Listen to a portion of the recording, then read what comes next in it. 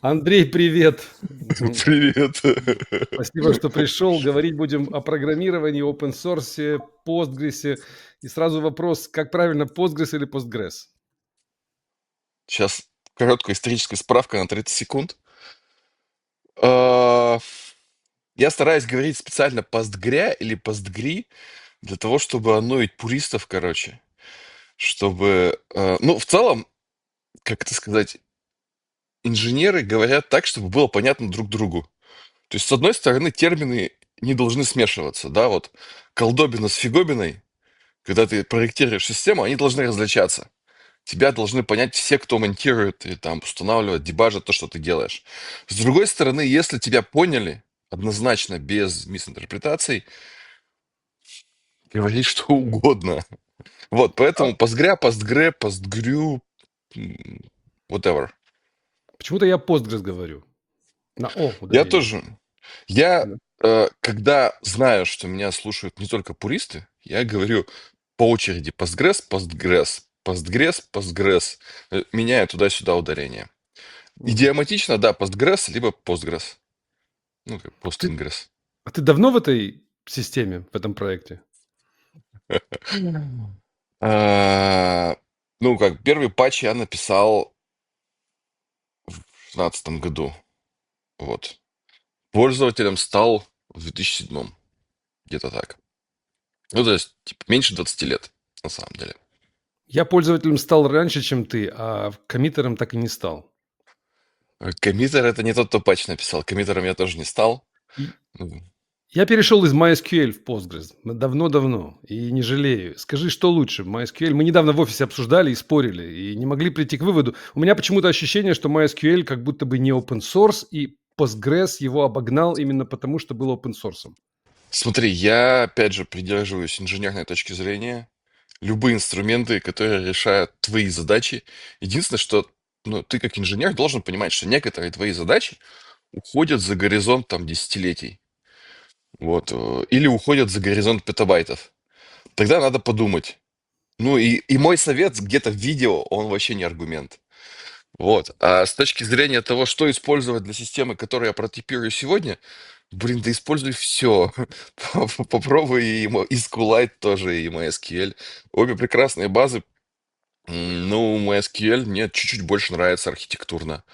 А Postgres, ну, получше инструментарий и действительно свободная база, в которой ты, правда, можешь, как это, наносить пользу и причинять полезность. Вот это вот, короче. Но, типа, принести патч в MySQL сейчас будет сложно, а я хотел именно разрабатывать базы. Ну, не работая в Oracle. А почему сложно? Ну, для начала мне просто процесс хуже знаком. Кроме того, ну, надо будет договариваться с командой, у которой, ну, типа, какое-то свое видение и более ограниченные, кажется, ресурсы сейчас. Слушай, у вас патчи через мейлинг-листы принимаются, если я не ошибаюсь. И мне кажется, Все это так. какой-то доисторический какой-то м, процесс, Ну, давно ушедший в небытие, а вы по-прежнему так работаете. отличное слово, короче, доисторический. Смысл в том, что разработка Postgres, она сложилась до того, как появился гид.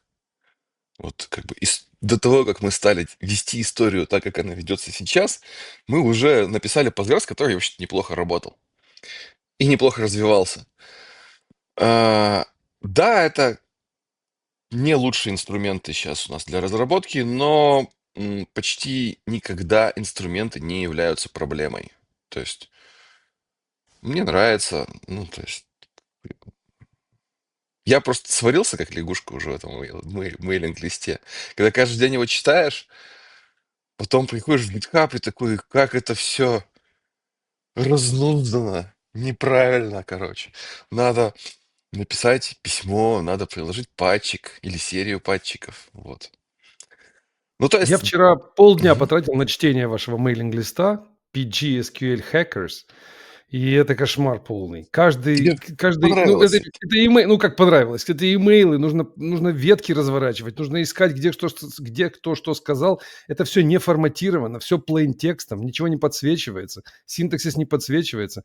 Я как будто в Фидонете нахожусь. Такие ощущения у меня были. Слушай, ну буквы разного цвета это, конечно, очень-очень полезная технология. Я тут соглашусь в плане кода. И когда патч я применяю, я его смотрю в интерфейсе, который типа, подсвечивает буквы разным цветом. Человеческие мысли мы пока не научились подсвечивать, если честно. Было бы клево, но самое интересное это commit message и письмо. То есть код это какая-то такая шалу штука, которую типа, любой человек может сделать. Надо, чтобы оно по смыслу нормальным было. Вот. А с точки зрения интересности, даже, знаешь, просто английский изучить. Вот в первый commit message моего патча там Том написал типа "whacked by me". Я такого глагола раньше не встречал. Whacked. Это что значит? Я пошел разбираться, и в словаре этого не оказалось. Я начал спрашивать. Вот. И да, это пример того, как другие люди думают, как другие люди пишут свои мысли. Это интересно. Ну, опять же, мне так кажется, я же лягушка сварившаяся. Слушай, а ты сказал, применяешь патч. То есть ты получаешь письмо из мейлинг-листа, и дальше что происходит с файликом, который туда прикреплен, с патчем? Ну, ты заходишь в гитовую репу, выбираешь, типа, точку, которую ты будешь применять в истории. Ну, если ты, типа, свежий патч применяешь, ты просто пишешь git am, apply mail, и он применяется сверху вверх коммитом. Пушишь его себе на GitHub, смотришь там его, либо смотришь локально, ну, то есть локально в консольке. Я могу показать, если хочешь, у меня полно постгрессов разбросано и патчи применено. В основном это консольная разработка. Вот. То есть подожди, ты применил патч у себя в локальном гите, ты сделал коммит, а потом ты делаешь пуш куда? Ну, GitHub себе.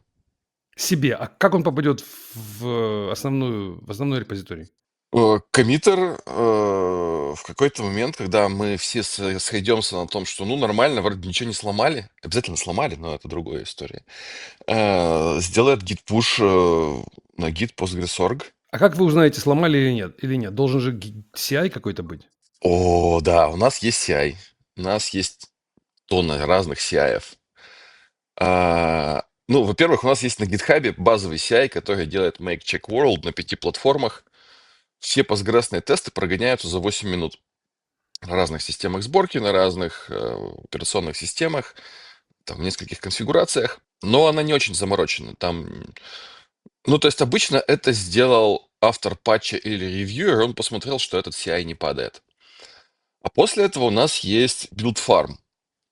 Это система, в которой любой контрибьютор, желающий, может зарегистрировать своего билд-агента на своей операционной системе, на которой он там настроил сборочку, и там у него будут проверяться разные конфигурации. Ну, то есть, например, он может сказать, что я хочу тестироваться без кэшей. Кэш-клобер, который, типа, при любом удобном случае сбрасывает все кэши. Так, чтобы проверить, что ты можешь их еще прогреть.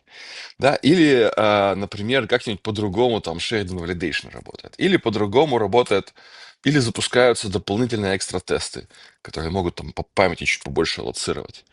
Вот. И часто задают вопрос, типа, а какие Linux вы поддерживаете? И такой короткий ответ, типа, мы поддерживаем те платформы операционной системы, которые подключены к BuildFarm. Хочешь, чтобы твой Тумба-Юмба Linux поддерживался? Делаешь BuildFarm агента, Animal он называется, подключаешь к BuildFarm, тебе временами пушат, короче, новые коммиты, ты их запускаешь, и если что-то сломается на твоей платформе, это, скорее всего, починят. Ну, по-разному, конечно, но скорее всего. Вот. Я лично тестами ломал ядро Dragonfly FreeBSD. Я написал тест, который везде проходит, а на Dragonfly FreeBSD не проходит.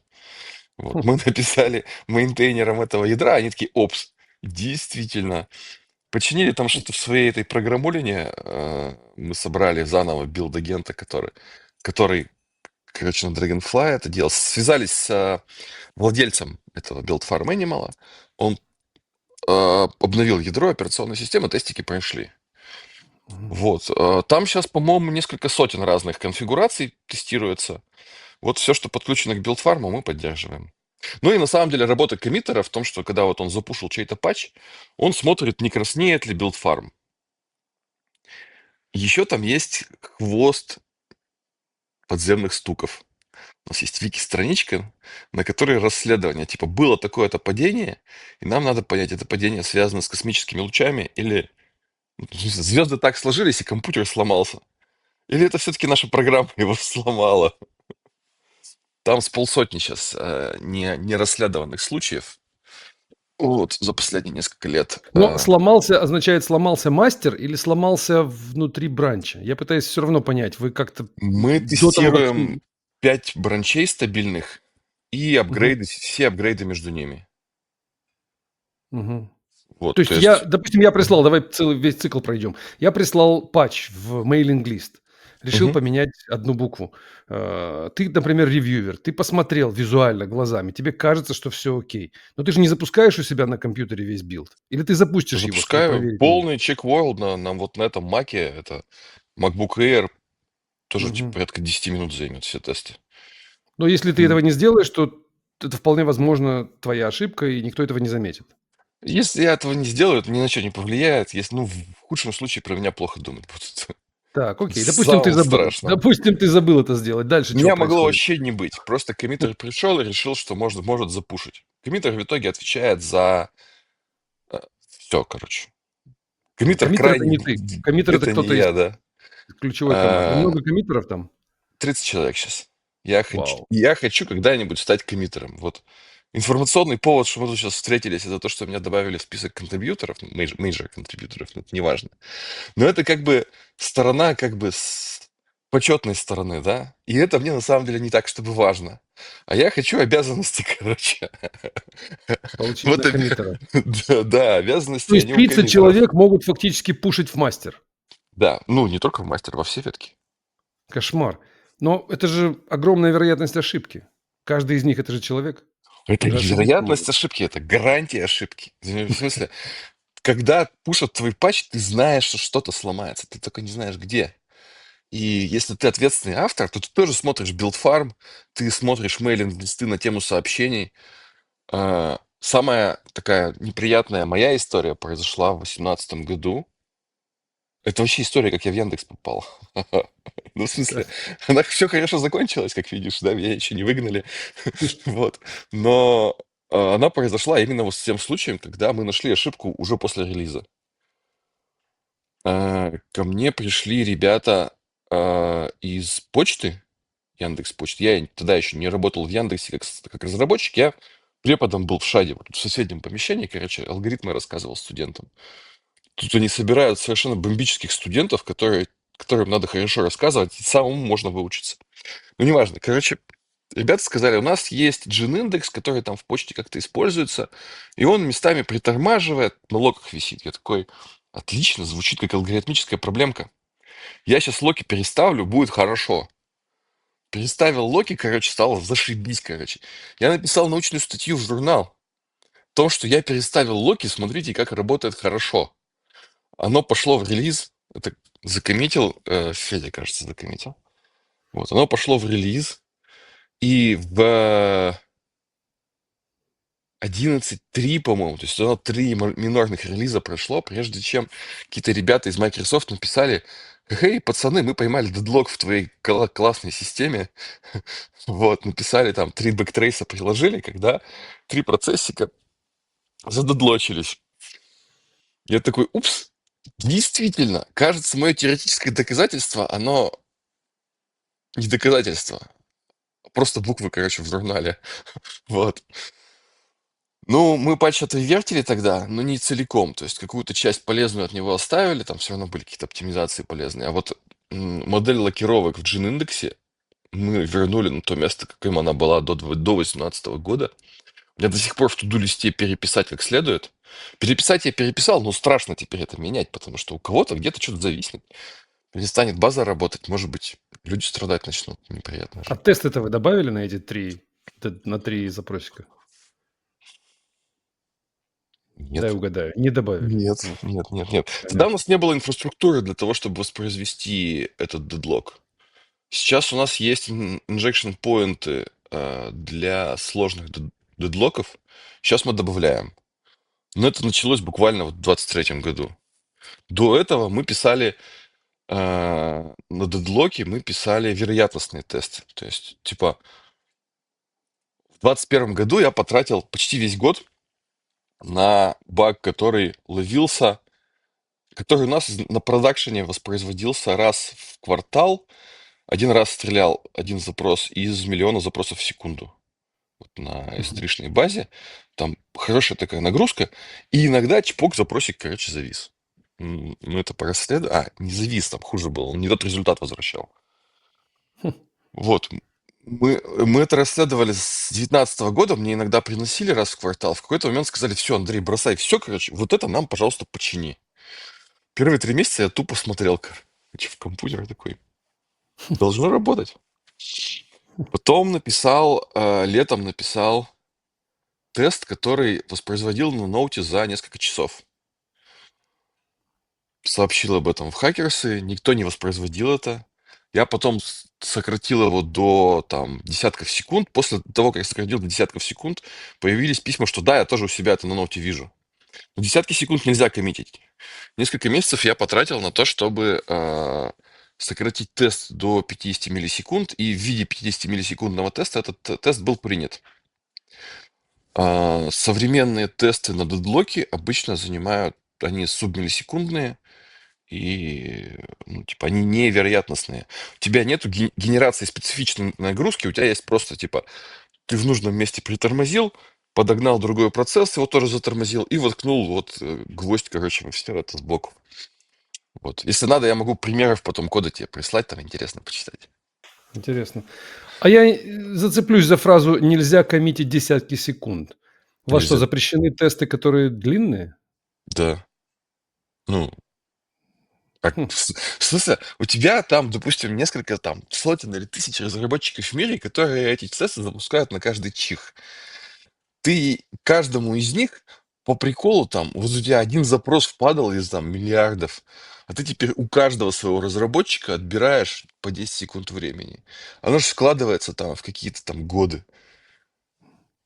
Вот. Да, это я двумя руками за, просто мы так не делаем, и я не слышал, чтобы было такое жесткое ограничение. Слушай, ну если у тебя пара десятков разработчиков, разумно в целом сделать тесты, которые идут там 4 часа, может быть неделю, да. Есть много баз данных, где тесты идут неделю. Я в некоторых из них поработал. Это неприятно, но с этим можно жить. Но когда ты масштабируешься, оно больно. Вот. То есть я пришлю такой тест вам в мейлинг-лист, и кто-то проверит его не просто на выполнимость, но и на длительность, и скажет: «Слишком долго, извини». Да, обязательно, М. конечно. А, Я думаю, что ты, скорее всего, сам его проверишь. Ну, в Ну, смысле, у ты до нас этого сам запустишь другие тесты. Ты ощутишь прикол вот этого итерируемой разработки, что ты можешь сделать любую фигню и за 30 секунд узнать, что это фигня. Вот, не знаю, твоя LLM, которая пишет код, будет счастлива, что она, не нагревая твой ноутбук, может вот так вот запрос-ответ отправлять и понимать, что типа, ой, все сломалось. Вот. Слушай, ну некоторые же вещи невозможно протестировать за несколько миллисекунд. Ну, например, нагрузочные тесты на вашу же базу данных. Мне нужно несколько миллиардов строк добавить в таблицу. Это же никаким образом не займет 50 миллисекунд. А тебе зачем несколько миллиардов?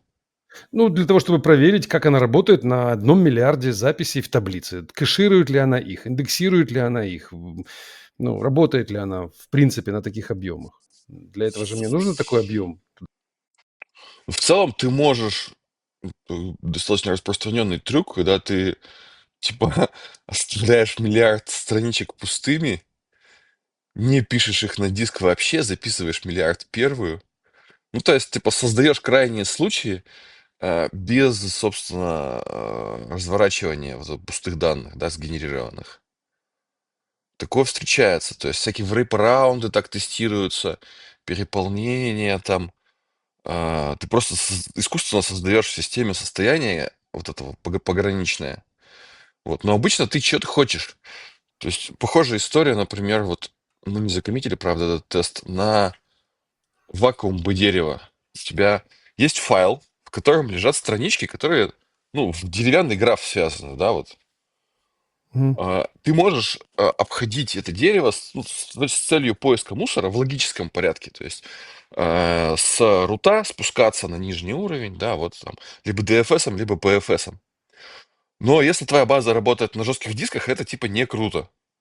потому что, типа, у тебя это почти случайное чтение. Postgres читает в физическом порядке этот файл с целью поиска мусора. Но если он обнаруживает concurrent split, когда у тебя страничка под ногами поделилась и могла перепрыгнуть назад, то он тоже перепрыгивает вакуумом назад, короче, досканирует эту страничку и прыгает вперед. Для того, чтобы эта штука возникла, тебе, во-первых, надо большой индекс, во-вторых, тебе надо нагрузку, которая поспрыгнет что-то перед вакуумом. Если это... Ты можешь это эмулировать запросами. Если ты хочешь это руками сделать, то тебе понадобится несколько часов и нормальная нагрузка. Но ты можешь аккуратненько все так затормозить, чтобы оно возникло на 3 страничках. Вот. То есть Но вам это... приходится больше времени тратить на разработку теста и быть более Да. внимательным, чтобы потом они работали быстро, да? Да, к сожалению или к счастью, мы тратим много времени на то, чтобы тесты были... Во-первых, мы стараемся не делать тесты, которые тестируют что-то, покрытое другими тестами. Все несколько раз одно и то же тестируешь. Вот. Мгм. Ну, то есть они не избыточные, мы знаем, что они не тестируют не все. Покрытие там хорошее, но вопрос же не в покрытии. Вопрос в том, как сложатся звезды, что все как бы крайние случаи рассмотрены, крайние, ну, не просто во все ветки зайти, а добиться разных состояний системы. В основном эти тесты идут от как бы известных багов, и поэтому они эмулируются достаточно эффективно. У нас есть медленные тесты. Тесты рекавери очень медленные, потому что они, ну, типа, условно, там тоже такой немножко сельскохозяйственный подход используется. В том плане, что вот есть тесты, которые мы выполняем на праймари. Мы записываем, значит, всю трассу, которая была сгенерирована при этих тестах, и все читающие запросы повторяем на реплике. Такой подход не супер распространен, когда мы все это сделали и повторили. Есть довольно сельскохозяйственные тесты консистентности вала, которые после того, как применили каждый рекорд, идут на мастер и берут страничку, сверяют ее бинарно со страничкой, которая получилась на реплике. Тоже долгий тест, и он включается вот этим PG-тест экстра и специальной конфигурацией на Build Farm агенте. То есть его запускают только те, кто хочет именно вот сфокусироваться на разработке вала. Он больше времени занимает, и он выполняется на некоторых машинах билдфарма. Сам разработчик, конечно, тоже его у себя может запустить, но какое-то время потребуется для этого. Вот. Мгм. А Вал, он официально часть экосистемы Postgres или это все-таки плагин сторонний? ValG, Вал... я так понимаю, да? Не-не-не, подожди. Смотри, вал, это Или write ahead еще log, по-другому? это часть, которая отвечает за отказоустойчивость. Это буквально Мгм. вот один из самых нижних уровней, на котором построена база. Мгм. В LG это мое поделие сбоку, ну как мое, там, во-первых, начали другие люди, во-вторых, продолжили другие люди. Я говорю мое, потому что там в какой-то момент я его мейнтейнил, и я до сих пор нахожу людей, которые не успевают отказаться над ним работать. Мгм. Вот, в LG эта система резервного копирования не самая популярная, ну, типа, там, условно, по опросам вторая или третья по популярности в системе. Она намного проще. И туда что-то закоммитить, в смысле, там 220 контрибьюторов, большинство из которых студенты. Вот, там Мгм. все как бы построено на 4-часовых тестах. Это вообще Ага. не как в Postgres. Я обычный человек нормальный, там гитхабные pull реквесты и все вот это. Вот. А как у вас не разваливается эта дисциплина в Postgres? Так много коммитеров, 30 человек. Уже давно бы все плюнули на контроль скорости и принимали бы тесты, как все нормальные люди. Она не только не В кавычках. разваливается, она еще и повышается. Там такая история, что типа коммит-месседжи становятся все более и более систематизированные, все более и более единообразные. Недавно было исследование, кто-то не поленился, сделал гитлог и сказал, что некоторые коммитеры ставят точку в конце коммит-месседжа, а некоторые не ставят. Ну, то есть вот у тебя есть первая строчка, да, то есть, во-первых, коммит-месседж почти всегда сейчас на страничку текста. Вот. И у тебя есть первая строчка. Ты в конце можешь точку поставить, можешь точку не поставить. Вот те, кто ставят, ставят ее всегда. Те, кто не ставят, не ставят ее никогда. Ну, за последние 10 лет. На Так. старте там тоже была студенческая разработка, там всякое случалось. Вот. И вывод? Вывод такой, что уровень организованности отдельных коммитеров повышается. И стать коммитером становится сложнее. Люди, которые становятся коммитером, они проходят чуть больший путь, чем когда-то прошли люди, ну, типа, в еще менее, не такой популярной разработке. Мгм. Вот. Порог входа повышается непрерывно, и это вроде как хорошо. Вот. А тебя пустят-то в коммитеры из России? Какой хороший вопрос. Ты же туда сразу какой-нибудь троян ставишь, как они считают. Еще лучший И вопрос. Смотри, ну, во-первых, меня пускают на лидершип митинг, где обсуждаются вопросы, ну, примерно такие, короче. Ну, в смысле, такого плана тоже вопросы обсуждаются. И общий консенсус, что, ну, коммиты на виду. Люди, которые коммитят что-то в мастер, во-первых, их все знают лично, и, во-вторых, ну, типа, ставить свою карьеру ради внесения уязвимости, которая, может, и не будет никогда эксплуатироваться, у которой мало шансов дожить до релиза, как это было с Хазагейтом. Ну, ты знаешь эту историю с Exotils, которая да, в слышал. сообществе называется Хазагейт, когда там, типа, мейнтейнер 3 года внедрялся в Exotils и потом сделал закладку, которая разъехалась по многим серверам. Конечно, сообщество возможность такого осознает. Не сказать, чтобы у русских разработчиков была какой-то трек-рекорд попыток такое сделать. Мы всегда были как это максимально а, коллаборативно настроены, что давайте работать вместе. Вот. Ам, Ну, а сопротивления там нет против тебя? Например, приходишь ты на лидершип митинг, а там кто-то встает и уходит, потому что человек из России пришел. Нет такого? ну вот, понимаешь, вот прям как ты сказал, нету. Ну, то есть я могу говорить про какие-то там уловленные эмоции, что-то еще, но это же ерунда. Фактически нету. Ну, то есть, типа, чего-то, что можно было бы назвать, что типа вот оно есть, да? Мгм. Э, С другой стороны, у нас есть программа обучения хакеров, да, Hacker Mentorship Program. Я вообще-то хотел в нее попасть. Что-то меня Мгм. не берут. Вот. Так. Я не знаю, может, на что-то это повлияет, может, нет. А что за Вот. программа? Она должна кого учить? Хакеров? Да, ну, коммитеры берут людей, которых они учат. Но там должен конкретный коммитер сказать, что я хочу вот этого человека из тех, кто, значит, свой application подал, вот его я буду учить. Вот. Может, просто ресурсов не хватает. Может, действительно есть какой-то байс, но он есть как бы тогда не у сообщества, да, а просто конкретный человек не нашелся, кто мог бы меня обучать. Ну, А эти все люди ничего не зарабатывают, я правильно понимаю? Ни коммитеры, ни мейнтейнеры. Это все for free. эти все люди работают в компаниях, которые готовы их финансировать. И финансировать так, что, ну, типа, условно, в Яндексе вопрос денег вообще никогда не на столе, короче. То есть я, я честно скажу, что зарабатываю больше, чем мне надо, и не знаю, куда. У Яндекс меня, не против у меня Яндекс не против того, что ты занимаешься "Постгресом". да, у меня супруга отвечает за вопросы, куда потратить деньги, потому что я с этим ну, типа, у меня есть интересная задача, о чем подумать.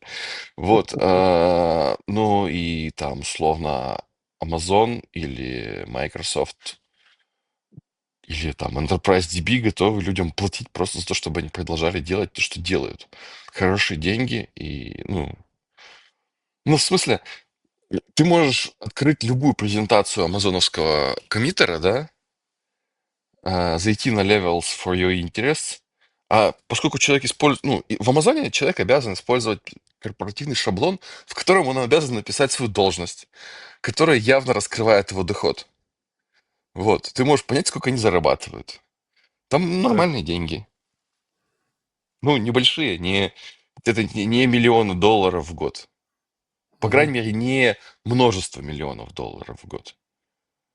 Вот. Слушай, ну это звучит как жизнь мечты или работа мечты. Сидишь в Яндексе, получаешь зарплату, а сам в этот момент контрибьютишь в open source, мейлинг-листы, общаешься с коммитерами, живешь свободную жизнь. Каждый наш слушатель хотел бы то же самое, получить то же Круто. самое. Когда, ну, он же не получит это завтра, он придет в Яндекс и скажет, вы знаете, я буду получать у вас зарплату, а сам буду контрибьютить в какой-то open source. Как к этому прийти?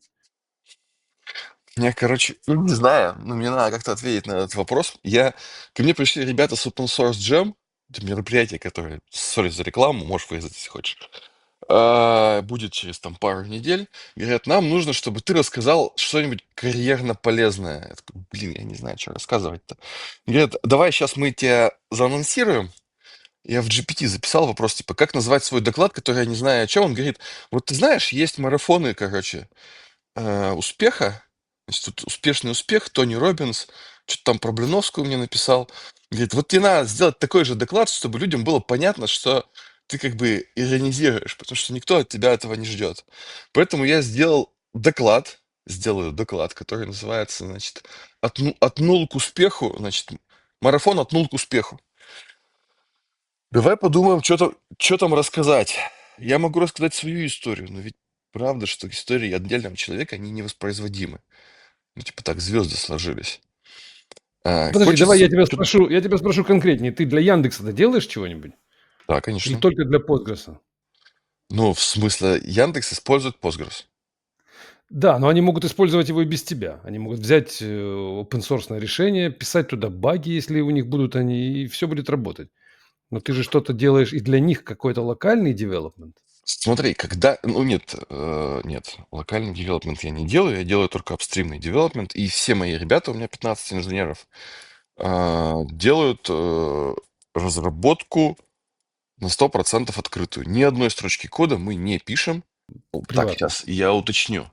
Мы пишем системы, да, мы создаем системы, мы их все публикуем на GitHub или где-то еще, но есть control plane часть. Нам нужно наши системы выкатить. И Мгм. там прибиты версии пакетов. Ну, типа в LG версии там 3.0.7, тру-ля-ля.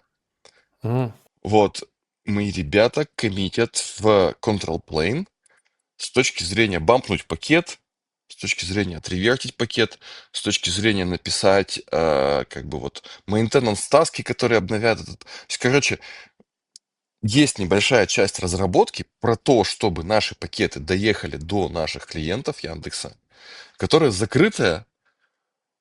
Иногда там интересные вещи, например, мониторинги. Потому что этот мониторинг там целостности бэкапов, он заточен на индексовую инфру, его наружу пушить не надо. То есть, когда я говорю, что мои ребята не пишут ни одной строчки закрытого кода, технически это не совсем правда. Можно придраться, по духу это правда. Все наши системы, они доступны любому желающему, и многие облака собраны по образу и подобию. Ну, в смысле, многие Postgres сервисы собраны по образу и подобию, и функционально эквивалентны индексовому кластеру Postgres. Может быть, где-то там отстают в каких-то мониторингах, какие-то там reconciliation фичи не используют, или наоборот используют то, что мы тут боимся использовать. Вот. Ну, мы только рады этому. И даже готовы назначать в своих проектах внешних людей из других облаков коммитерами, пусть разрабатывают вместе с нами и что-нибудь чинят. Вот. Я лично беру задачи, руководствуясь договоренностью с Володей Бородиным в 2017 году, в первой же неделе, когда я пришел в Яндекс. Он сказал, что типа то, что ты делаешь, должно как-нибудь быть полезно Яндексу. Не обязательно кому-то конкретно. Звучит прекрасно. Можно так в Linux контрибьютить, это будет, безусловно, полезно Можно. всем. И есть команда, которая этим занимается. Ну, контрибьютить в Linux, ты сам знаешь. Сообщество линуксовое. И давай не пойдем в эту тему, короче. Есть, короче, специальные люди, которые этим занимаются, и этот процесс не так, не так весело идет, как в базах данных. Вот. Конечно, я не знаю, наверное, я не скажу никакого секрета на том, что типа Яндекс живет на своем ядре, которое там Где-то адаптировано в основном под нужды, наверное, поиска, но может не поиска, но в общем, есть люди, которые занимаются разработкой ядра. Вот тут вот сейчас прямо Рома сидит где-то вот, ну, наверно, далеко сидит, который тоже когда-то занимался ядром, но он занимался ядром с точки зрения эксплуатации ядра в облаке. А, Мгм. Ну вот сейчас базами данных занимается. Это в целом очень похожие вещи. Люди туда-сюда переходят, кому-то интересно в ядро покоммитить, кому-то в Postgres. Вот. И еще раз вернемся к вопросу, как человеку, который нас слушает, попасть к Мгм. тебе в команду. Допустим, с этого он может начать, да? Он может с удовольствием захотеть попасть в команду из твоих 15 человек, стать 16 и заниматься open source, вместо того, чтобы где-то сидеть в какой-нибудь коммерческой компании и разрабатывать чисто закрытый продукт, правильно? Это же мечта каждого разработчика, мне так кажется. Или нет? Слушай, Или это не все мечта каждого истории разработчика? разные. Я не думаю, что это мечта каждого разработчика. Давай я опишу сложности, про которые ты сам уже начал говорить. Самое, ну, то есть ты начал со сложностей, которые про процессы, типа у нас гитхаба нету, и мечта, она как бы оказывается не такой красиво подсвеченной синтаксисом, вот, как не мечта в коммерческой компании, в которой ты используешь лучшие инструменты, которые можно купить за деньги, э, или вообще как-нибудь добыть правдами и неправдами. Вот. И они самые новые, самые актуальные и вообще классно выглядят. Вот. Если говорить не про процессы, многим людям непонятно, как построить карьеру, когда ты делаешь что-то, а оно коммитится через 3 года. Мне, как руководителю этой команды, совершенно непонятно, там вот, допустим, вот Рома написал патч, который что-то меняет в архивации, его год рассматривают, а мне надо на перформанс-ревью решить, типа, что, премию-то выписываем Роме или нет? Вот. Ну, потому что вот премия, она сейчас. А open source, он как бы не хочет синхронизироваться с нашими ревью-циклами. И, типа, и это ж стрёмно будет, если, типа, через 2 недели после того, как а, решения по прениям четко и приняты, значит, всем уже на карточку перевели, что надо, а через 2 недели сообщество сообщает: «Да, блин, классный патч, все принято, разъезжается, в релизе будет». Вот. Другой аспект вот этой замечательной работы мечты. Ты используешь, значит, тесты на перле, значит, язык C89, значит, вся твоя разработка, она в консоли. Это самое, там, apply mail, git apply mail, это типа твой лучший друг. Git bisect, это типа git blame, это все, что с тобой случается. Ты чинишь баги, которые Том Лейн сделал в 2006 году, и, скорее всего, в мире никто, кроме тебя, и Тома Лейна не поймет, о чем идет речь.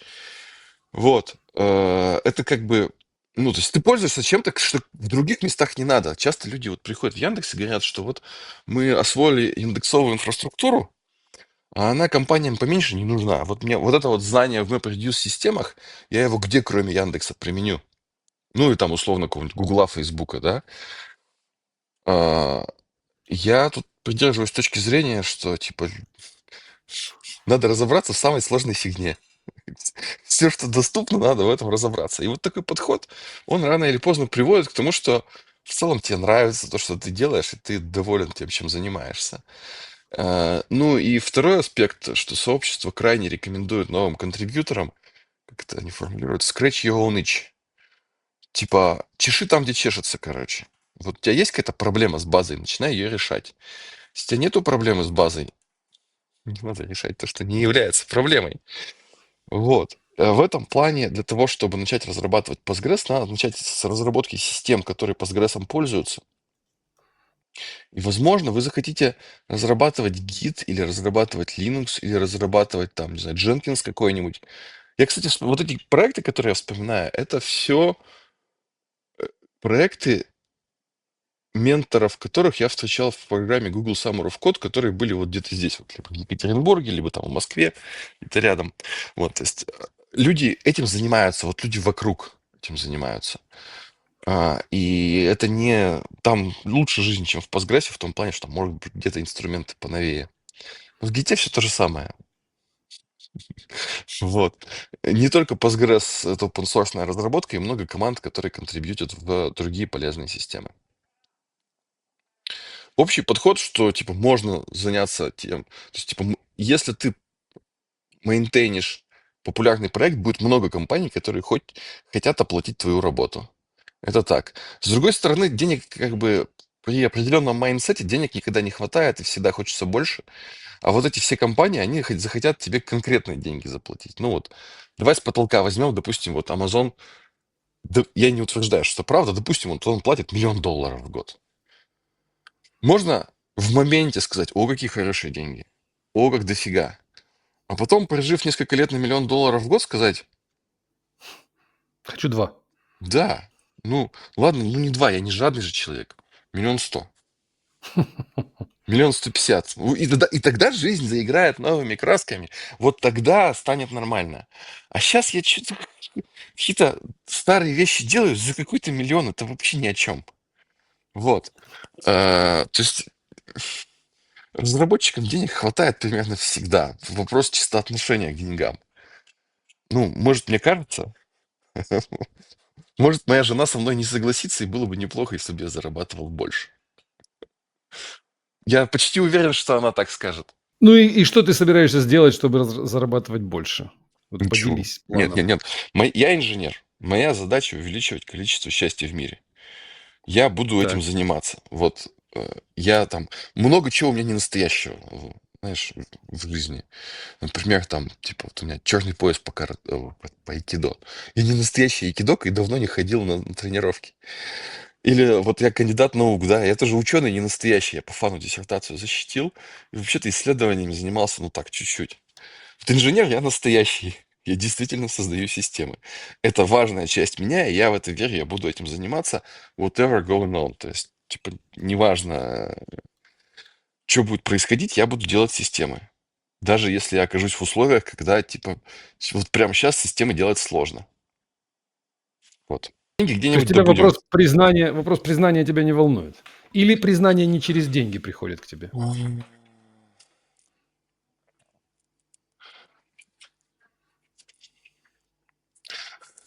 Знаешь, есть такая картинка в интернетах, типа Beauty doesn't matter. И там картинка, как это сказала Эмма Уотсон, да? Или там, типа, Money doesn't matter. И это, типа, Билл Гейтс сказал. Когда Мгм. после того, как про тебя написали в газетах, говорить, что признание не имеет значения, уже бессмысленно, это ерунда будет. Я теперь не могу просто этого сказать. Просто потому, что оно есть, и на такое утверждение я не имею права. Вот. Так что, не знаю, я не могу ответить на твой вопрос. Я бы хотел сказать то, что, типа, я не могу говорить. Ну, ты Понимаешь? почему-то хочешь в коммиттеры, Хочу. хотя это никак не повлияет на Это количество кода, который ты пишешь. Более того, вот мне кажется, ты даже меньше его будешь Я буду писать и меньше меньше строить писать, я буду систему. больше ревьюить. Я Да. вообще, вот у меня такая мысль возникла, что если у меня будет коммитбит, а не отревертить ли мне некоторые свои патчи? Я не до конца в них уверен. Мгм. Вот. То есть хочешь признания. Зачем это нужно? Нет, это нужно для того, чтобы... Это множитель. Это множитель того, что полезного ты можешь сделать. Ну, типа, условно, когда ты автор патчей, ты можешь помочь какому-то количеству пользователей, для которых проблема в той системе, в которой ты вот, типа, разбираешься хорошо. Когда ты коммитер, ты можешь помочь всем пользователям Postgres. Просто, типа, примерно всем. Улучшить их жизнь. Вот я в основном такой мыслью руководствуюсь, что, типа, ну, и есть вещи, что, типа, просто хочется и все, короче. Ну, блин, надо что-то хотеть. Некоторой технической власти, что ли? Ты имеешь власть над большим объемом, над большим скоупом, получается. Ты большему Ну, можно так количеству сказать, людей да. можешь помочь, значит, больше функционала у тебя в руках. Сейчас ты только за свои патчи отвечаешь, за свой узкий функционал, а так ты будешь отвечать за весь продукт. И Можно так сказать, да. Но в целом, вообще, как бы, зачем желание рационализировать? Человек состоит из желаний, если ты ничего не хочешь, если ты просто рассчитал все, к чему ты стремишься, ты вообще не человек, наверное, так не бывает. Желания человеческие иррациональны, и типа можно просто хотеть, короче. Хотеть не вредно, вредно не хотеть. Я вот тут сформулировал в проекте SPQR, да, что я хочу, чтобы эта система стала системой шардирования номер один в мире. Мне так ребята посмотрели, это типа... И вот как раз тогда и сказали, что хотеть не вредно. Вот, ну хочу. Ну, может, не получится. Ну, попробуем. Ну, почему нет? Ты руководишь командой из 15 человек, и ты при этом программируешь. Я фиговый руководитель. То Ну, есть они да. как-то сами программируют, да, и ты тоже с ними вместе программируешь. Ты больше, наверное, технический наставник, а не менеджер. К сожалению, я плохо перекладываю тикеты. Мне с этим помогают, в том числе сотрудники, в основном сотрудники сами помогают с процессной частью, потому что все равно, конечно, компания хочет видеть, что делается. Для этого нам нужна репрезентация в трекере, потому что у Postgres трекера нету. Вот. Она иногда часто запаздывает, часто не актуальна. Мы с этим...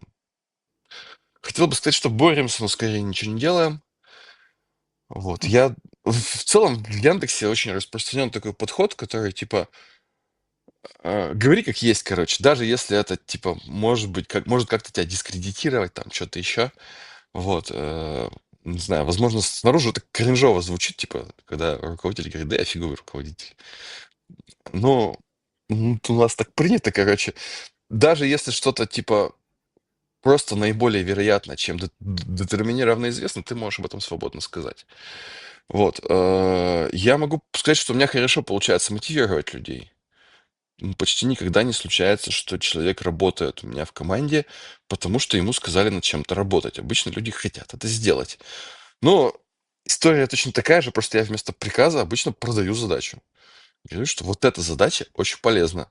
Много людей перестанут страдать или начнут радоваться от того, что ты тут строчки местами переставишь. Иногда это довольно психологически тяжелый проект. У меня один стажер, Степа, искал полгода проблему коррупции и восстановления бэкапов в Гринпламе. Через полгода он нашел, переставил 2 строчки местами. И типа это все, что он написал. Вот человек пришел из университета, чтобы научиться чему-то в Яндексе. И он переставил 2 строчки. С одной стороны, это как бы успех, потому что мы после этого спокойно спим, у нас мониторинги перестали краснеть. Мы знаем, что наши ресторы надежные. С другой стороны, человек, наверное, хотел научиться чему-то большему, чем переставлять 2 строчки. Вот. Ну, он Не же шел к знаю. этим двум строчкам через Да, да. десятки, сотни тестов. Он же Он проверял, тестировал. научился далеко идти, да, и быть достаточно упорным. Наверное, да, вот упорство третья штука, которую я хотел бы порекомендовать, но упорство, с другой стороны, тут у нас часто говорят, что биться башкой в стену, это типа не самое продуктивное, чем тут можно заняться. Поэтому какой-то баланс нужен между упорством и всё-таки применением головы по назначению. Вот. А кто тебе продает задачи? Ты продаешь своим ребятам, а кто тебе продает? Или ты сам их научился покупать уже, и тебе продажник не нужен? Там, ну, в прошлый раз задачу мне Дима Смаль продал, мой руководитель. Говорит, слушай, вот у нас на учениях там сколько-то кластеров там, после учений собралось в неполном виде. Там возникла дырка в валах в истории. Очень надо, что, типа, вот видишь, вот дежурный, вот его руки, которыми он, значит, ходя по SSH, эти кластера, там 80 штук собирал. Вот еще 3 человека, которые в чате вызвались ему помочь, потому что видели, что он страдает. Ты же видишь, он страдает. Возьми задачу. Дима продал эту задачу. Вот. Но, с другой стороны, есть как бы формальные цели, к которым мы стремимся. Ну, типа, например, там, типа, Zero Corruption. Но как эта цель реализуется? Я смотрю в мейлинг-лист, смотрю в мониторинге и пытаюсь соотнести одно с другим. Типа, я видел сообщения о проблемах в листе, я видел такое на продакшене, пытаюсь найти, как бы, соединить точки, как говорят, да, и потом куда-то отправить тест. Вот как раз я до этого говорил баг Тома Лейна в 2006 году. Летом у меня сложились звезды в том, что один репорт был внутри, что запросы зависли, и одно письмо было в хакерсах, о том, что есть дедлог. Я их соединил, а выяснилось, что это на самом деле коррупция, которая была типа всегда. Я о ней, кстати, делал доклад потом в Питере на ПГ-конфе. Там на 40 минут рассказ о том, как так получилось, что есть крайний случай, который там 19 лет присутствует в кодовой базе, на него никто не наступал, но почему-то всего с разлетом в 3 месяца наступили почти одновременно в Яндексе и еще внешне там Дима Юрьевичев тоже на него наступил. Не знаю, из какой он компании, так и не сказал, откуда он. Кстати, много людей в хакерсах и в PGSQL Bugs не подписывают компанию. Вот для меня это прям Боятся, может быть. чего бояться? Я начну их компанию уважать сильно больше от того, что я узнаю, что им не мешают заниматься делом. Я не знаю, где работает Дима Юрьевичев, но вот он занимается конкретно делом, которое, блин, спасет много байтиков. Ну вот он... м, Ты знаешь, Короче, отношение в индустрии к open source не всегда такое. Многие считают это игрушками open source. А настоящее дело– это вот проприетарный софт. Внутри пилить, приватный, частный– это настоящее дело. не знаю, у То, тебя за что платят, они на считают. интервью нормально сказать, что это, кажется, шиза какая-то? Ну, в смысле, Нормально. системы из этого сделаны, короче. Как бы, ну, вот этот Ну, вот open source, ну, это игрушки, ну, ты знаешь, как к этому относится. вот Ну, это этот какая-то ерунда. ноутбук состоит из open source. Вот эта программа, в которой мы с тобой общаемся, она типа запущена в браузере open source. Там по пути байтиков от меня до тебя, там столько open source со всеми рисками и недостатками open source по пути, что типа, просто офигеть можно. С другой стороны, м, я могу понять компании, которые не стремятся сделать что-то для всего мира. Ну, типа, если твой бизнес, он основан на том, что ты делаешь что-то ультрамасштабируемое, как Яндекс, да, типа, любому разработчику у нас предъявляют, ну, ты должен написать продукт, который, типа, работает для миллиарда человек. Люди, которые приходят из университета, говорят, а у меня вот в группе 30, вот давайте для 30 что-нибудь сделаем.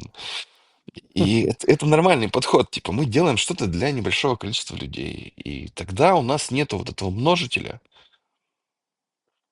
но мы же тоже все равно увеличиваем счастье людей, нормально не распыляться на open-source продукты, сделать что-то вот для вот этих 30 человек, для которых мы делаем.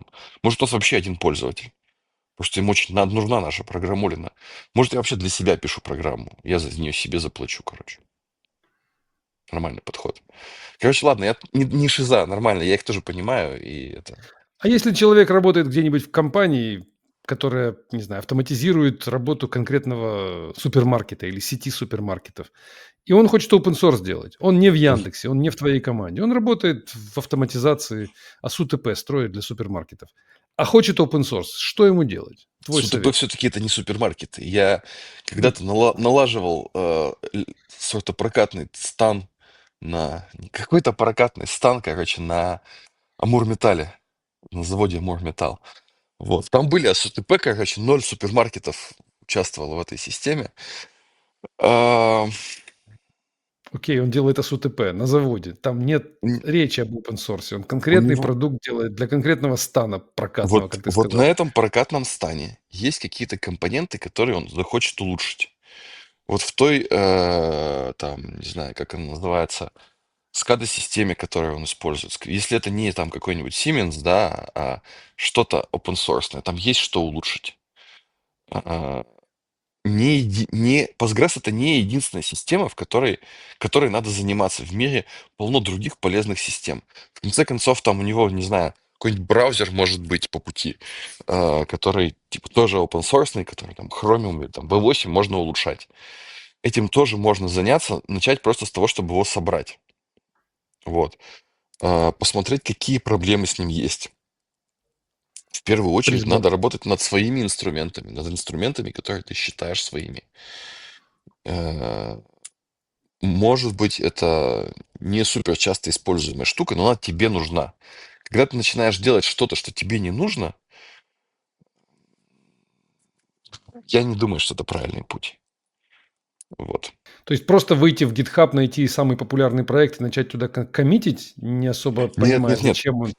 Рассмотреть свою систему, найти в ней компоненты, которым нужно внимание. Все Системы, они находятся в недостатке внимания. Может быть, какое-то внимание надо будет немножко там чуть-чуть доточить, чтобы там специфичные навыки получить, да, чтобы видеть проблемы. Но все равно мы все находимся в жестком недостатке внимания. Это внимание никак не заменит нейросетки. Ну, мне так кажется. Может, я скептик. Их внимание пока не то же самое. Найти системы, которые используются в твоих, подсистемы, которые используются в том, что ты делаешь. В конечном счете, все, что ты делаешь, должно приносить пользу людям, конкретным людям. Ну, не обязательно конкретным, но живым людям. Из мяса и вот таким вот, короче, с волосами или нет, неважно. Ну, но людям. Или животным. Или бактериям. Но эти бактерии должны быть внутри людей. Вот. А, Если ты не пользуешься системой, но всегда хотел построить что-то на основе этой системы, ты найдешь там недостатки, займись этими недостатками. Нет смысла идти от того, что ты хочешь построить что-то там, нарисовать великую картину на ровном месте. Стоит идти от недостатков реального мира, их полно. У нас тут все состоит из человеческих ошибок. Вообще вся инженерная история состоит из паровозов, которые не ездят, самолетов, которые не летают, электростанций, которые ничего не питают, и вот не знаю, браузеров, которые не показывают тебе правильные картинки и все такое. Инженерные системы всегда есть куда улучшить. А не кажется ли тебе, что мы улучшаем американскую систему, делая contribution в Postgres или в Linux, или в Docker, или куда угодно, или в MySQL? Мы помогаем таким образом, У меня даже не вот важно, прямо кому мы помогаем. сейчас вот висит российский флаг напротив. Ну, на самом деле у нас тут много флагов, ну и российский немножко. Почему бы не взять Postgres и не сделать из него форк, переименовать и сказать, теперь это наша база данных под нашим российским именем, и дальше продолжать разработку свою? Или вообще с нуля создать новую базу данных? Смотри, американские корпорации, которые поставляли нам технологии, от нас отгородились. Это правда. А, Сообщество open source от нас скорее не отгораживалось. Ну, то есть там есть некоторые индивиды, которые иногда занимают довольно высокие позиции в сообществах. Тем не менее, я бы сказал, что как интернет задуман единым и неделимым, так и сообщество по-прежнему остается единым и, ну, пока не треснувшим. Вот. А, Я не вижу необходимости в суверенном open source, да. Я мог бы сказать, что я не вижу возможности, но возможность, конечно, есть всегда.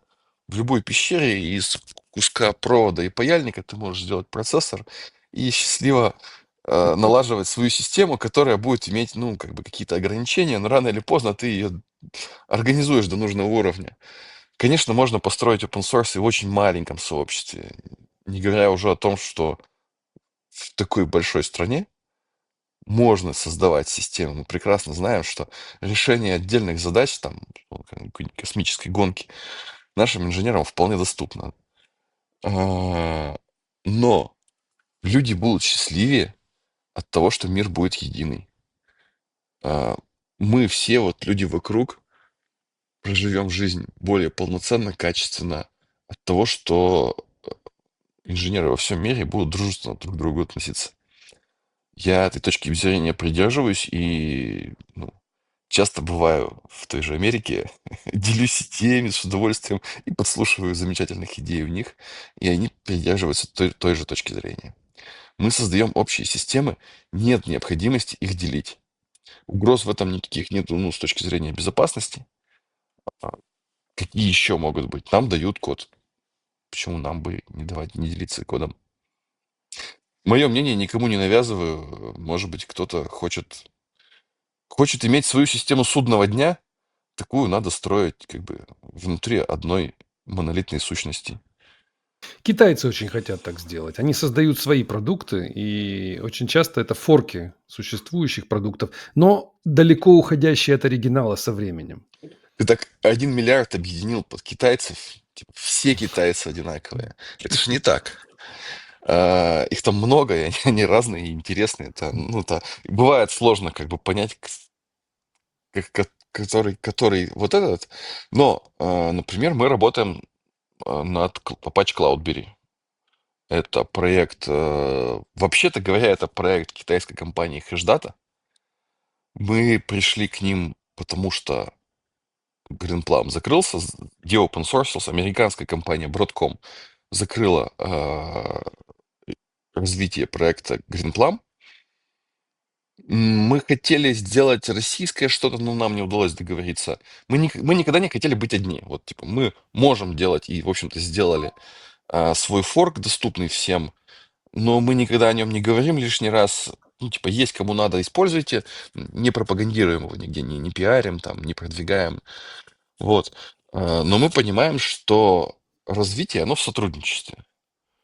И вот мы с китайской компанией Hexdata связались, они говорят: «Да ладно, хорошо». Назначили несколько из нас человек коммиттерами в свой проект, который они до этого 2 года развивали. А позже такие: знаете, мы хотим не только вас. Ну, то есть, в смысле, вас мы тоже хотим, а еще нам бы вот весь остальной мир тоже, пожалуйста. И тогда они заехали под Apache. К Apache очень неоднозначные отношения, я прекрасно понимаю. Но это способ объединиться с большим количеством людей, чтобы помогать большему количеству людей. Это китайская компания. То есть, короче, китайцы есть разные. Есть китайцы, они в этом плане ничем не отличаются от русских, ничем не отличаются от американских. Есть американцы, которые хотят что-то, что принадлежит USA и будет собственностью US government.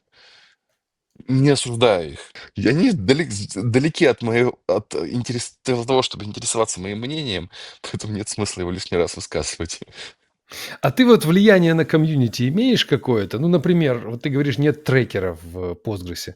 Но тебе, видимо, хотелось бы его иметь, и, может быть, и многим таким, как ты. Вы можете как-то повлиять на то, чтобы изменить ситуацию в комьюнити, и трекер появился? Или, например, перевести всю разработку на GitHub? Я понимаю, что этого не случится, но тем не менее. Да, Или ты там просто пассивный контрибьютор, от тебя можно, нужен только код, и мнение твое неинтересно никому? можно пойти на лидершип митинг, сказать, что, ребята, все, надо трекер, короче. Но эту позицию надо прорабатывать заранее, прийти с аргументами жесткими, прийти с хорошим пониманием контраргументов и подготовить почву заранее. Я думаю, что это реализуемый проект. Ну, это вообще не инженерный проект, это вообще не про меня. Ну, то есть мне код Тебе нравится все писать. равно, да? А, Алистер из Перконы. Правда, он не входит ни в контрибьюторов, ни в лидершип митинг. Тем не менее, он занялся вопросом, вот ему хочется, чтобы вот мы рассмотрели другие пути. Он для того, чтобы продвинуть эту идею, сделал доклад на PGConf Dev в Монреале в прошлом году. Меня лично он не убедил. Я не услышал ни одного прям жесткого аргумента, с которым бы согласился.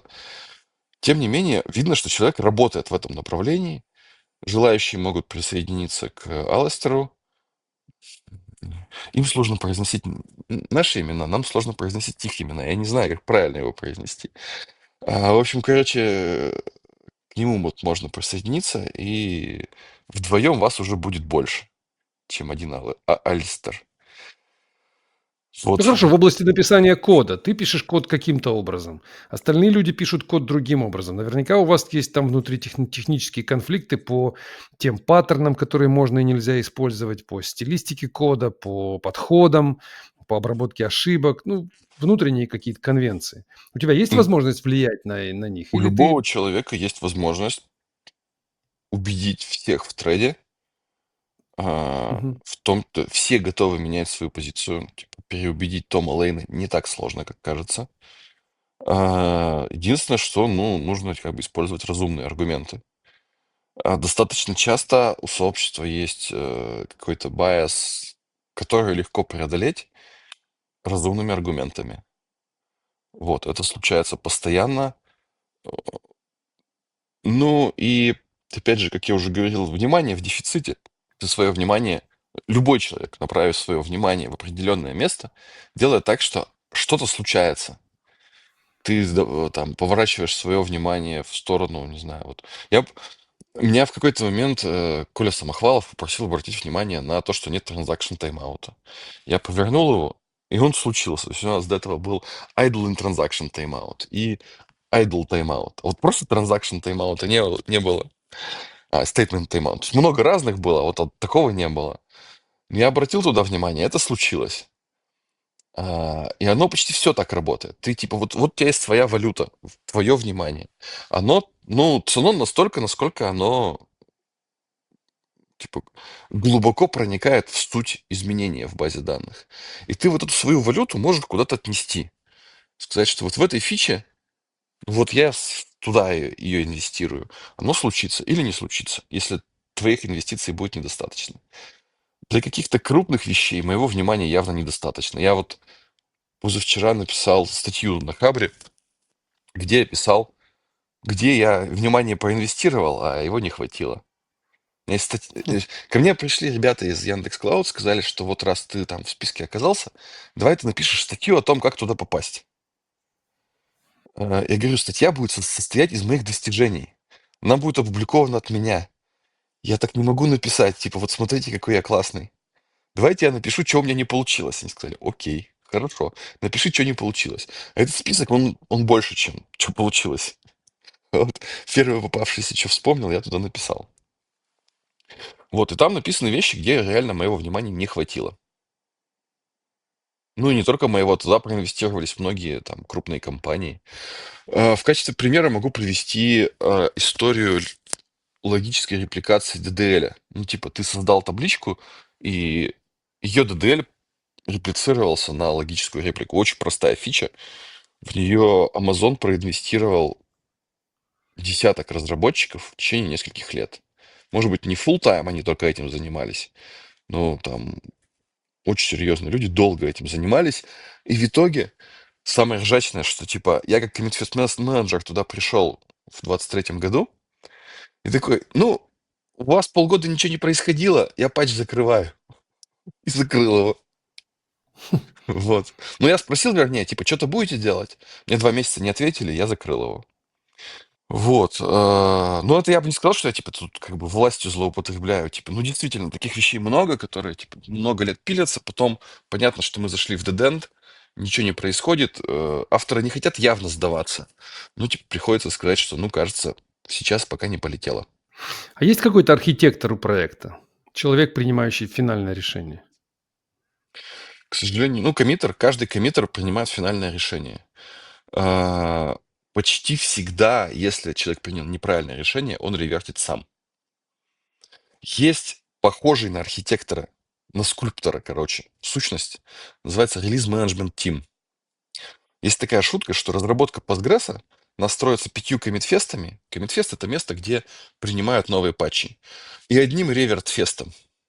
Это месяц после фичи фриза, когда Release Management Team говорит, что приходит коммиттер и говорит, вот фича, которую ты закоммитил, она часто краснеет на билд-фарме.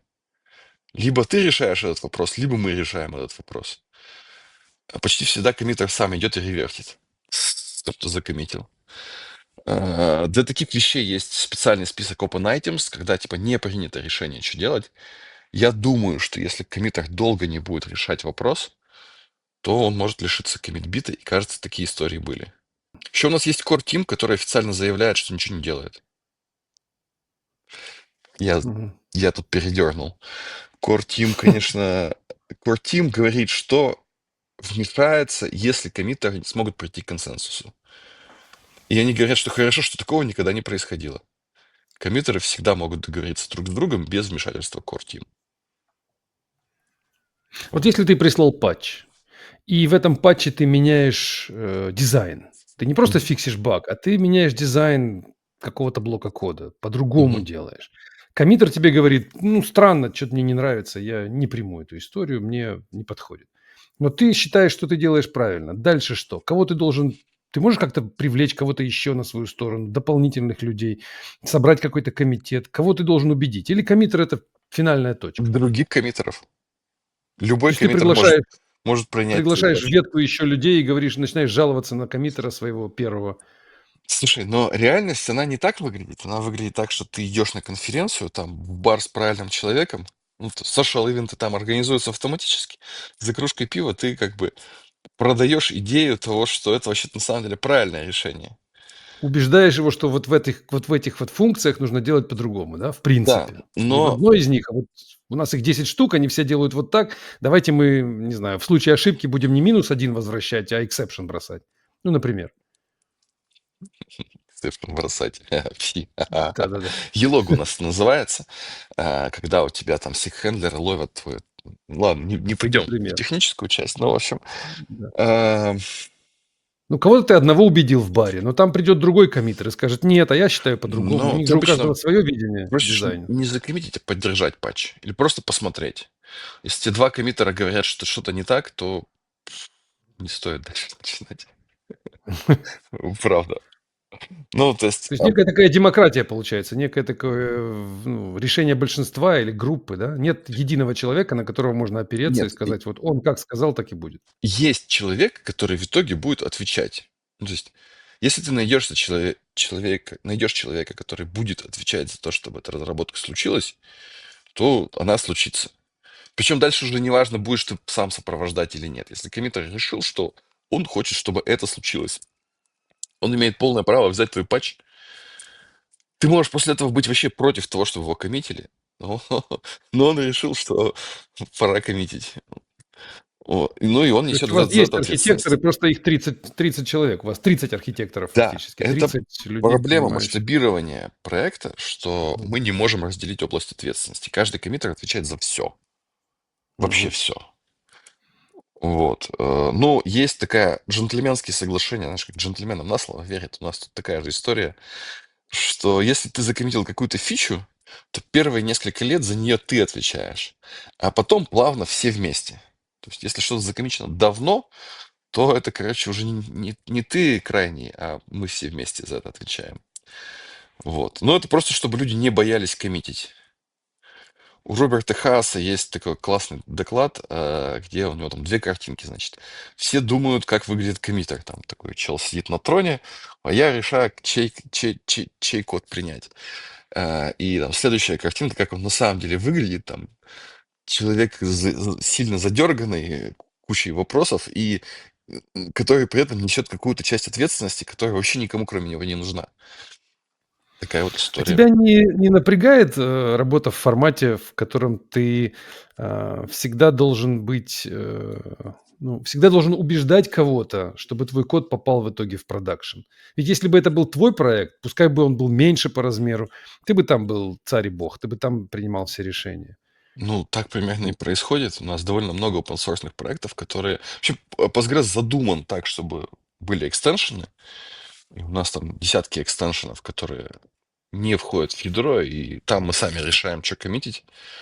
Вот. И часто там в проектах типа Cloudberry бывает такое, что я приношу что-то, и оно еще драфт. Я забыл нажать кнопку драфт, приходит коммитер этого проекта и нажимает merge. Я такой, блин, пацаны, стойте, я не привык так быстро работать. Я думал, я еще подумаю. Все, все в продакшн, поехали. Вот. Напрягает ли меня необходимость обсудить с кем-то? То есть сейчас никто не коммитит свой код, включая коммитеров, не обсудив. Коммитер может закоммитить что-то без ревью, но не может закоммитить без обсуждения. Нормальная история, когда коммитер постит свой патч в лист, говорит, что я хочу перенести тут что-то между конфигами. Что-то не критичное. Ему никто не ответил месяц, он перенес. Бывает такое, что типа никто не ответил неделю, он перенес. Пару дней назад Хейки закоммитил, прислал, короче, Хейки Линокангас, один из коммитеров, принес патч, типа, я хочу перенести настройку SLRU из файла в другой файл. И через 4 часа такой, ну я ничего не услышал, я пошел, короче, коммитить. После этого там был длинный тред с замечаниями, потому что людей возмутило именно то, что он слишком быстро закоммитил. Типа, у нас не было времени, чтобы тебе ответить. Вот. И из-за этого принципиально люди внимательнее посмотрели это изменение и возникли возражения.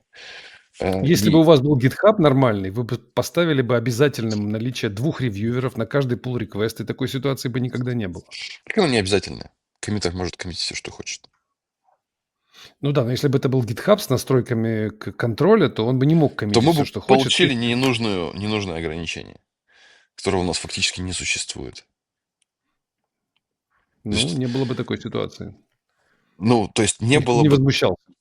не было бы такой ситуации, но в целом оно типа так запроектировано. Коммитер может закоммитить, что хочет. Это не писанное правило, чтобы подождать реакции. Так вот, вернусь к своему вопросу. Может быть, было бы комфортнее тебе работать, пускай в меньшем проекте, с меньшим числом пользователей, но это был бы твой личный проект, в котором ты и 10 контрибьюторов. Но ты бы там сам контролировал архитектуру, ты бы принимал сам решения, ты был бы главным коммитером. Так у меня десятки таких проектов. В смысле, вот ну, есть в LG, который типа, в котором 220 контрибьюторов, в котором я назначил 30 своих коммитеров, вот, которым пользуются, ну, не знаю, там из крупных пользователей, наверное, я вот слышал, типа, почти все российские облака, например, им пользуются.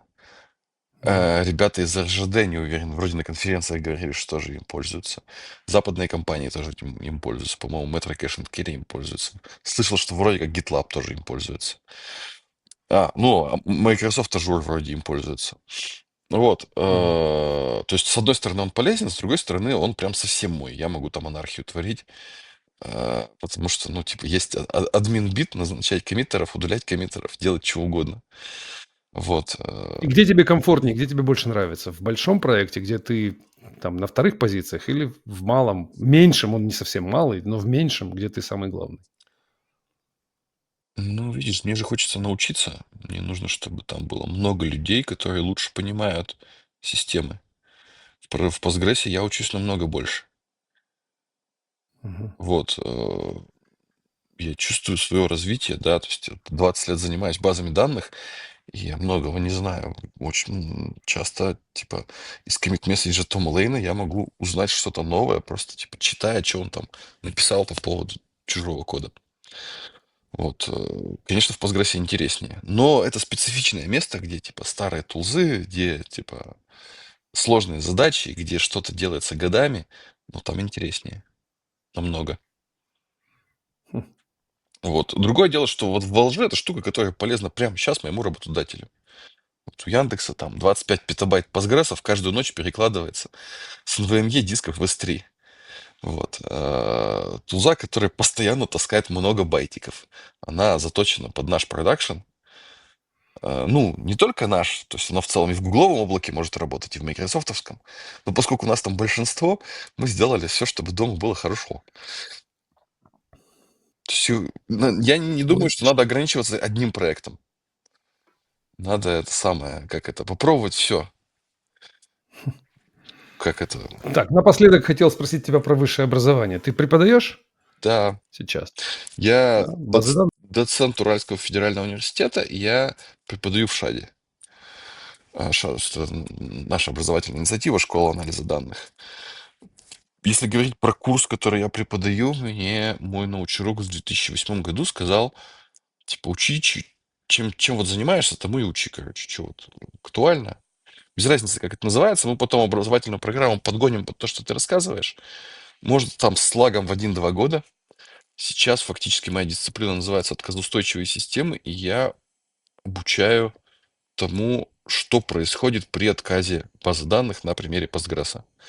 Мы там рассматриваем всякие крэши, там фейловеры, свитчоверы и крайние вопросы репликации.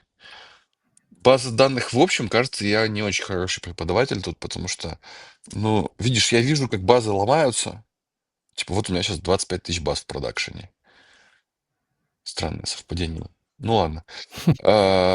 Короче, может быть, какое-то другое число кластеров, ну, то есть речь идет о десятках тысяч кластеров. Э, И внимание мое привлекают только те, у которых есть проблемы. Поэтому я говорю, типа, в Postgres есть коррупция.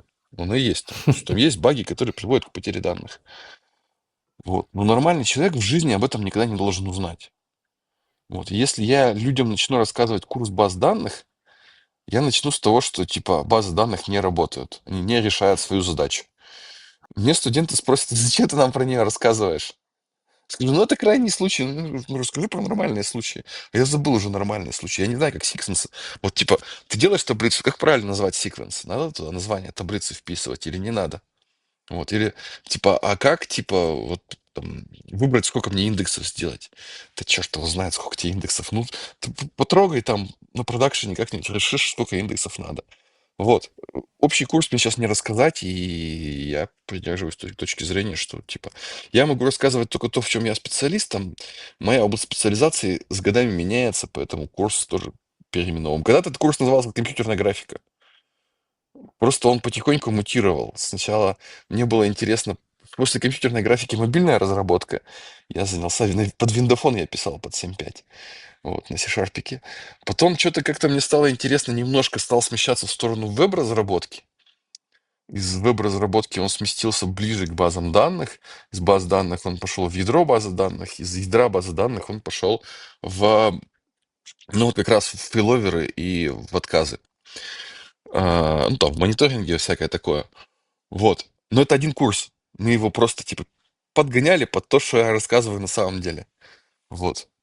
Какая связь Как компьютерной ты графики с всем этим, я даже не знаю. длинный путь ты прошел. Ну, я надеюсь, это не конец.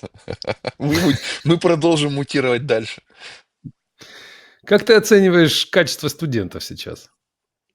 Так как это говорится, Ваших студентов? раньше трава была зеленее. Нормальные студенты. М, Мне не нравится хайповость, да, то есть разработчикам Многие говорят, говорят о проблеме, я тебе скажу, о чем я спрашиваю. Многие говорят о проблеме подстройки образования под студента сейчас происходящей. Мы стараемся, мы как преподаватели и вузы в целом стараются давать студенту то, что он хочет принимать. А он хочет какие-то практические знания, инструкции, он буквально хочет мануал по Python получить и пойти работать наконец. И высшее образование превращается в курсы программирования. Вот такая есть проблема. у меня есть. Во-первых, когда я пришел, у меня было ощущение, что, типа, те, кто умеют на входе в университет программировать, те умеют на выходе, и только те. То есть мы ничего не поменяем за 5 лет в человеке. И такая идея, что, типа, научить программированию нельзя, программированию можно только научиться. И моя главная задача как препода, короче, не мешать.